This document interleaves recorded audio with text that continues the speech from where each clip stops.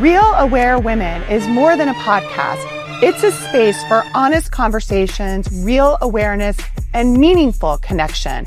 I'm Wendy. I'm Ami. And I'm Jane. 3 women living with more purpose, clarity, and heart. Each week, we unpack real stuff: purpose, passion, presence, and how it shows up in everyday life. It's raw, it's real, and it's exactly what we all need more of. Let's get into it. Welcome to Real Aware Women, episode number 12. My name is Wendy Lieber, and I'm here with my incredible co-host, Ami Patel and Jane Boland. Yay. Awesome. Here we are. Rocking and rolling. 2026, it's a new year.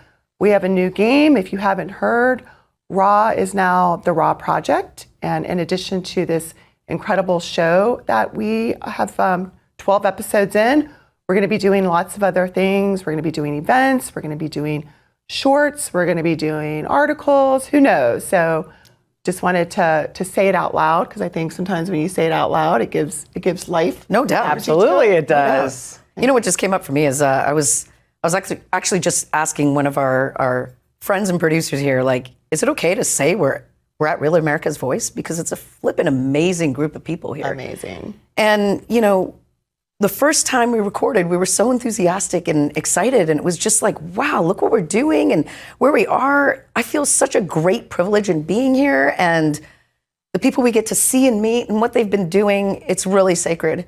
And somebody came out and said, you guys did great. Maybe you'll be the next, like, Real View. Yeah. And I'm like, well, you're right. That is our intention. At some level, we are some amazingly aware, self-mastered, powerful women with a lot of influence, a lot of love, honesty, great relationships. So you bet we're here to make an influence and be models. And so on that note, I'll just say, if you have any feedback on that, just let us know. We're wide open to receive it.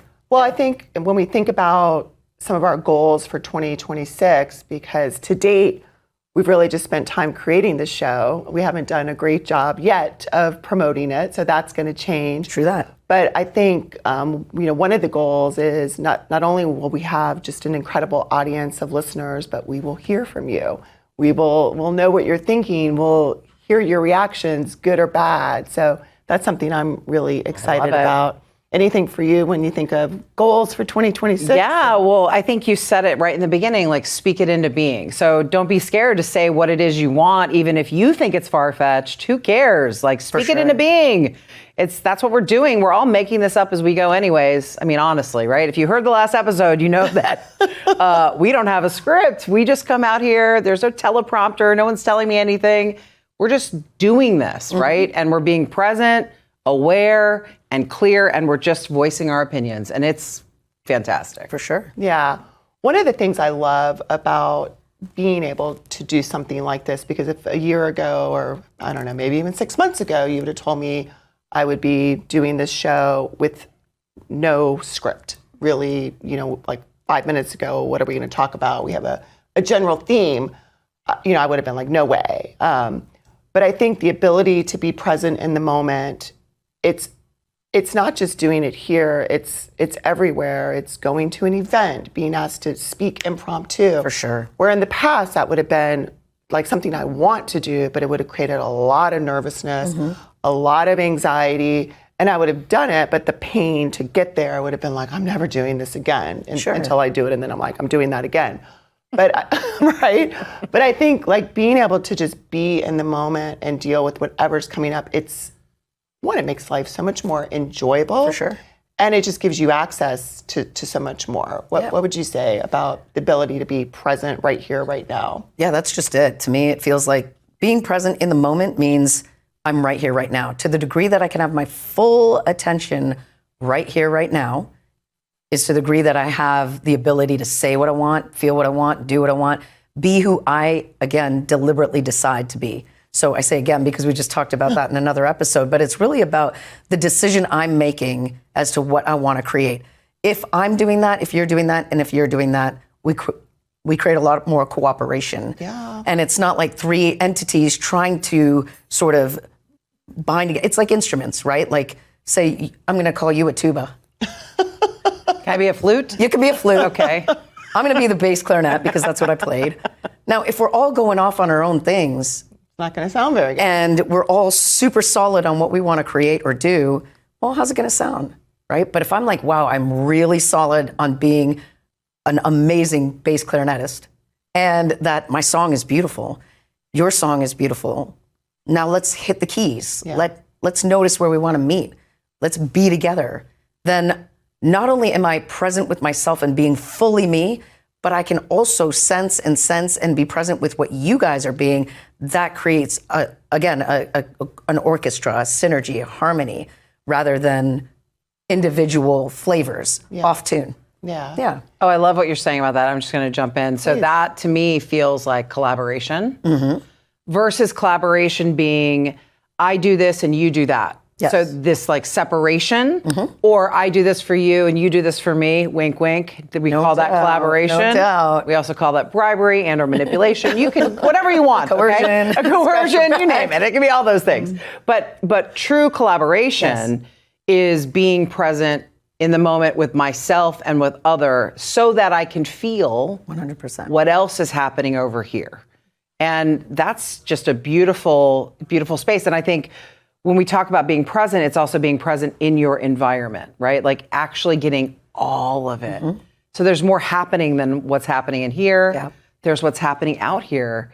And it's beautiful. You can see the sure. colors more beautifully. You see the designs and the textures and life is more life. And you become more alive when you're No present. doubt. No doubt. Absolutely. Which makes me feel like we might want to do some PMA. Oh, yeah, definitely. So we've done it before on other episodes, but we have a technique that we learned through the self-discovery life mastery process. It's called PMA, or present moment awareness. So we're going to practice right now. Go ahead and look around and notice the sense of sight. Notice the different colors, different shapes, sizes, even patterns. Notice the lighting, shadows. Deepen your awareness of the sense of sight. Now, as you're deepening your awareness of sight, go ahead and add the sense of sound.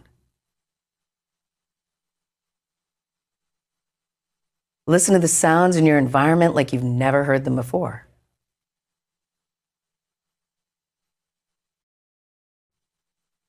Relax into the subtleties of these sounds.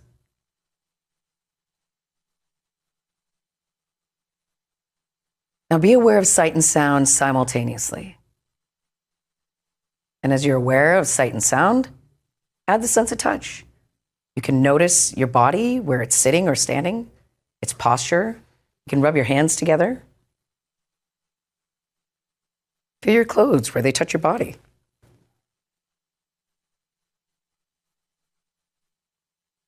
Be aware of the sense of touch, where that tactile sensation is, how it feels. Even if you need to, scratch yourself or tap your finger on something. Deepen your awareness of the touch sensation.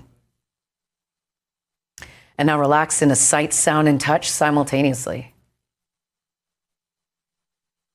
Deepen your awareness of all three senses. Feel that connection with yourself and your environment. And if you'd like to, take a deep breath. So here we are in the present moment. Notice how you feel right now before we continue, actually. Really notice how you feel. Is the mind going? Has it quietened down? Is the body feeling? Is it relaxed? So the way to really be truly present and aware and in the moment is to be experiencing through your senses. Not the mind, not interpretation. To really be deliberate. Beautiful. Yeah, that was cool. Yeah. Thank you. Very. Good idea. Beautiful. Yeah. Really great. Like, now what? It also Very gives you a very relaxed. blank slate to deal with, which is very great. blank Let's slate. yeah, What were we talking about? no doubt. But it was about contribution, Yes. Yeah. and cooperation, Cooperation. collaboration. Yeah. Yeah, I want to talk a little bit more about cooperation. I think it's such a great word. And to me, often competition sometimes gets in the way of cooperation, or, you use the word collaboration, but I'm going to kind of stick to cooperation, because I don't think it's a word we use much, Yeah, true. And to me, it just creates so much access. And I think all of us here, we're all competitive. I know you both have been in sports. And so, being very competitive, I'm certainly competitive, mostly competitive with myself, but I like to win. Which is awesome. But when I put my attention more on cooperation, I feel it's more like I win, I can create winning all around me, and which ultimately, that's something I'm up to, is more impact, influence, cooperation. What comes up for you around the distinction between competition, and maybe it's not a versus, because I'm not sure it's either or, but competition and collaboration?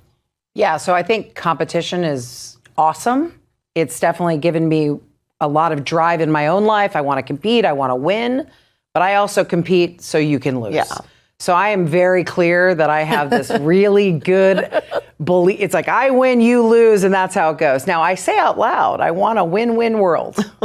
I say that. Yep. And I do want that. But I can also see how I have this belief that actually only I can win, and only I can be the best. And so I keep, by the way, I keep chipping away at this. It's not like I got it yet. Sure. Right. I just today we were talking about how I compete with you. Sure. And it's like, why am I competing with you? I don't want to compete with you. But I can see I've been wired up this way. Yeah, right? sure. It's packed in. It's been packed in. Yeah. And so I keep noticing it, and it becomes more and more subtle. Sure.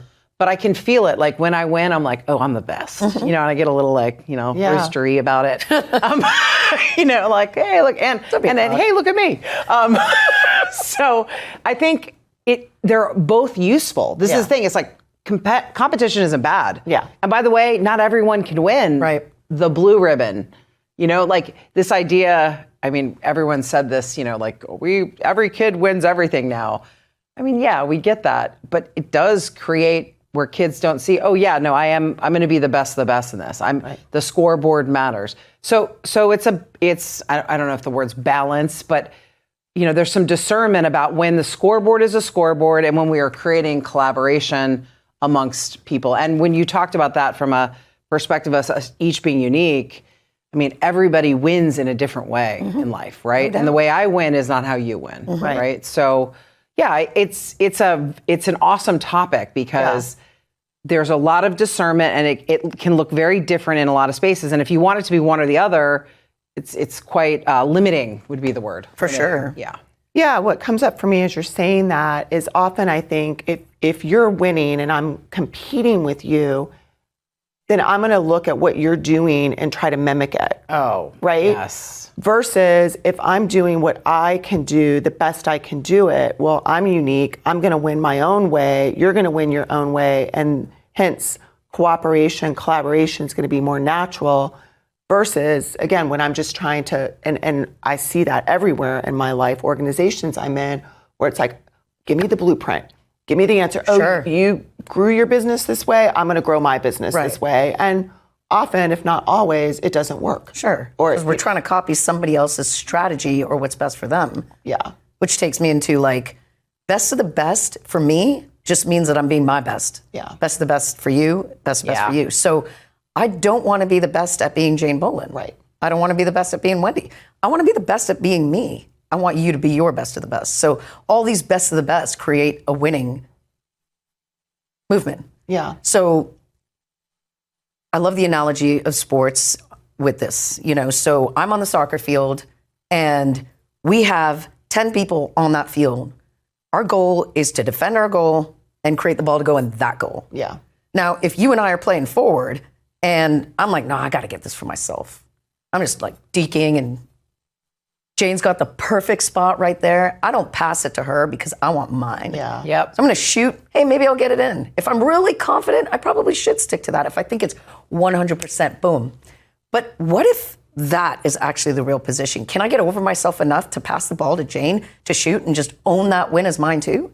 And that really is life. Like, to me, that nails what's going on out there too. Yeah. How can we synergize and work with each other so we're all on the same team we believe in each other. And by the way, Jane's great with that right foot. And she can hook that thing right at the top of the net, whereas I'm going to be over here making the best assist to Jane. And Wendy's back there defending because she's the best at just being the last man there. So whatever it is, how can we own our greatness, be the best of the best, and then also learn about others, synergize together, and then win the game of life? So it just came out to me. I have a rugby example, but I just was feeling America. Yeah. So I'm just going to say this, right? If we all need to look at what's the big picture, what's our actual goal? You said it was very clear. We're going to defend this goal and we're going to shoot, we're going to score here, right? And when you think about politics and this divisiveness that everyone feels, yes, I get everyone's got different opinions about how to do that, but how often are we really saying, hey, we're all doing the same thing? Like, we all do the Pledge of Allegiance. Sure. We all love America. Sure. This is all America first. Yes. Versus, oh, no, that's not America. Right. I'll talk, make America great again, right? Like, the fact that people thought, like, oh, they put some sort of opinion on that. It's like, literally, can you just hear the phrase, like, make America great again? We're not saying it's great already, Jane. Yeah, no kidding. It is great. It is great. And people have opinions about that. But like, it is America first. And now, what's wrong with that? Sure. So if we were all looking from that tune, where everyone's like, yes, we say the Pledge of Allegiance. Yes, we love America. Maybe we could look at the different points of view, Republican versus Democrat versus Libertarian, and actually look at, oh, there's some different songs and maybe certain areas have different strengths. Definitely. Yeah, I was just, it flashed to me that the compassion. Yeah, very beautiful. Like the Democrats have a lot of compassion. 100%. Maybe too much compassion, but yeah, a lot of compassion. And not to say Republicans don't have compassion. Sure. But there's, we don't look at it like it's an art form. We say, I'm done with that, and there's nothing over there. But here's the thing. Some groups have compassion for things that others don't. Yes. And then vice versa. Sure. So where do I need to withdraw and be more aggressive or authoritative or get the job done and not be compassionate? Like everybody gets a prize. Right. Yeah. Right? Versus, okay, now I'm firing away, like with you. And then, okay, now it's time to relax and chill out for a second. But what I also heard you saying is that when we say something wonderful, what does it bring up? Like if I say, wow, I really want to win and be joyful, can you honestly be happy for me? And can I honestly be happy for you if you're saying the same? Yeah. I started to notice this when I was young, in school, that my girlfriends would get something or win something or look stunning, go to an Indian event. And I'm like, oh my gosh, you look amazing in that sari. And then when I feel like I'm in my like stellar mode, sometimes, and of course there's other mechanics behind this, but I would create differently. Right. Where people might be like, nothing, or the moms would try to push their girls ahead or whatever it was. And I'm like, what's going on here? But when you say make America great again, and people have a reaction to that, it's like saying, I want to be joyful. And somebody's like, yeah, what do you mean by joy? Right. What's this joy thing you're talking about here? That's like There must be a hidden agenda, which is Yeah. insecurity. If I'm going to be say the real, it's cynic. paranoia. It's a cynic. Yep. If you can't just hear joy for joy, then that's for you to look at as to what's my automatic projection on what this is and means. Yeah. Because there's a word that means something and has a definition, collective definition. Yeah, what that brings up for me is just that willingness to pause and sometimes repeat the thing back that's causing you to have a reaction to say, well, what is that? Oh, all that happened was a person said this thing and I put all this meaning on top of it.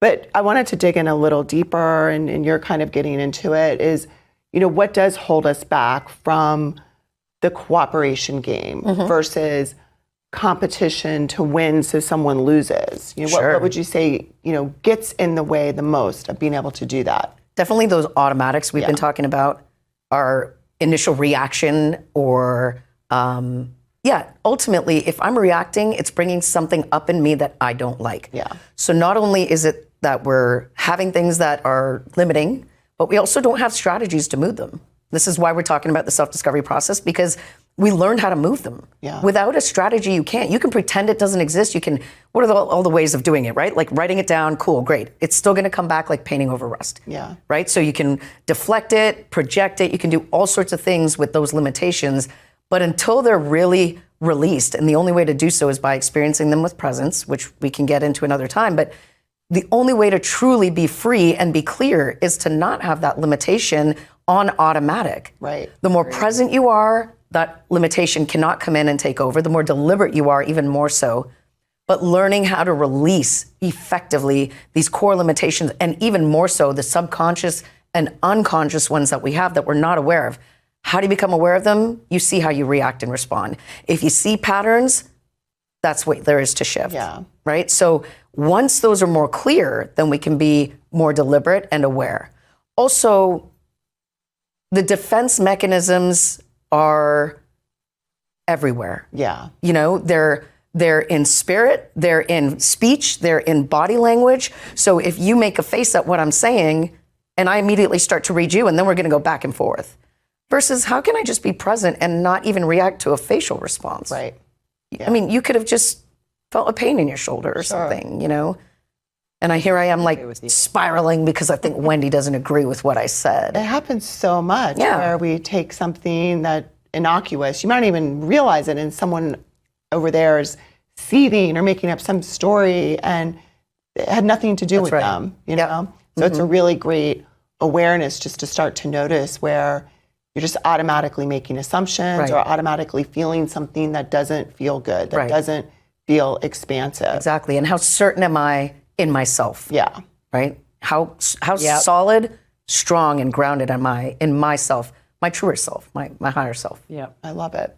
Anything come up for you around that? Yeah, I was thinking about the original question when you said, what is it, Yeah. right? And I'm going back again to big picture. Yeah. What's the purpose? Right. Right. So the more you can stay focused on what the bigger picture, it is all about us, right? Absolutely. And you're dead on about personal alignment, being clear and aware, but also getting there's also a bigger picture Motive, here. for sure. And there's a purpose, Yeah. and really looking at that. And again, I'm in my mind right now, guys, is just spinning this America example, because I just feel like that's the purpose we've lost. Big time. Is the purpose of this country versus undermining. Well, it never should have been founded like this. Well, guess what? This is how it was founded. Sure. Yeah. So let's look at the bigger purpose. Let's keep focused on that. So that's what I'm feeling inside of it's personal responsibility. And then, getting aligned with oneself so you can get over yourself and be like, all right, let's look at the big picture. Yeah, and as you're saying this, it's like, what makes me think for a second that these incredible men that created the Constitution, I suddenly know better. Okay, well, on what grounds? Yeah. How do you know better? What got created with this Constitution? Also, if everybody's behaving the way I'm behaving, how would the world look? Yeah. Right? So It'd be insane. that Constitution, I've revisited. We all have. Yeah. These are amazing, high vibration, high consciousness ways of living. Incredible. Yeah. This is like, you live by that, how can one go wrong? They're very powerful. Yeah. And then I don't know, I just flew in, so I'm going to say it, but these people that are just throwing it out there like, this is against the Constitution, and I'm like, which part? Right. Don't be just shoving that out there because you think that it's against some law, because I don't see that in there. Which makes me say, know what's in the Constitution, why it was written, who wrote it, who are these guys? Yeah. What did they stand for? It was an incredible flippin' story, a beautiful redemption story, one of the best stories ever flippin' created, real life. Yeah. And our country was based on that. We've been living it and we lost it. We lost our way because we decided not to abide by these incredible, purposeful ways of living. Yep. Yeah. And the cooperation to create it, right? Nobody talks about Amen, that story, 100%. right? Yeah. Everyone's like, oh, they were all just in agreement. Oh my God, they wanted to kill each other. Yeah. Right?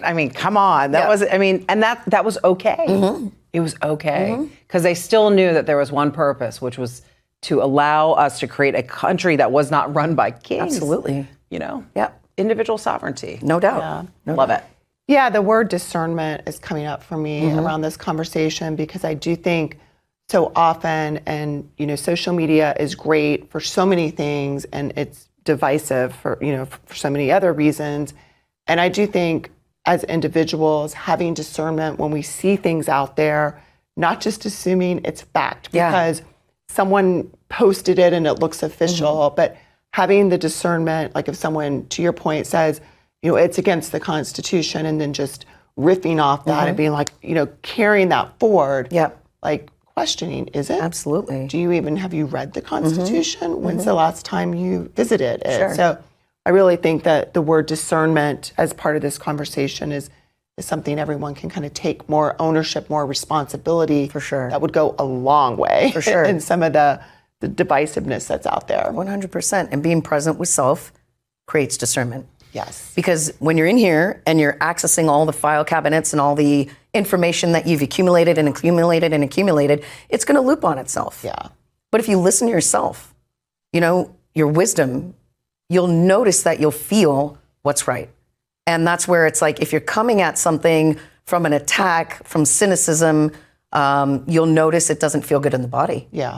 And then it's like, well, that's a limitation. Yeah. I am feeling limited about this. So until I'm clear, I'm not necessarily knowing the truth. Nice. Fair. I'm going to leave it at that, because at that point we're going into the self-discovery techniques. Well, that's a nice segue to wrap up. Again, we always like to give our listeners some tools, some access. So that's a great way to get things started. Is maybe just say a little more about it so that people can take that on. Absolutely. So we just showed you and experienced the PMA technique together, present moment awareness.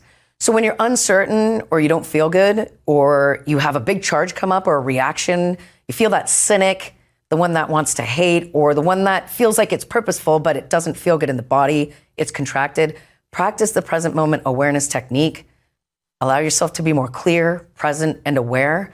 And then notice from that grounded, self-centered, meaning centered within self and self-aware state, you will have far more awareness as to what feels right for you. And going for the yes signal rather than fighting for what's not right. I fight for what's not right all the time, but I do it from the yes. Like, what is right? And that's where I'm coming from. I feel like that is a more effective way of effectively getting to what I need to through my own presence. Beautiful. Yeah. Beautiful. Anything for you? I mean, is there anything else to say? I think she wrapped it up. Yeah. I mean, that's it. There really is nothing else. So I just say to our listeners, there's nothing else than being present right now. That's it. Beautiful. And maybe just relax. Relax.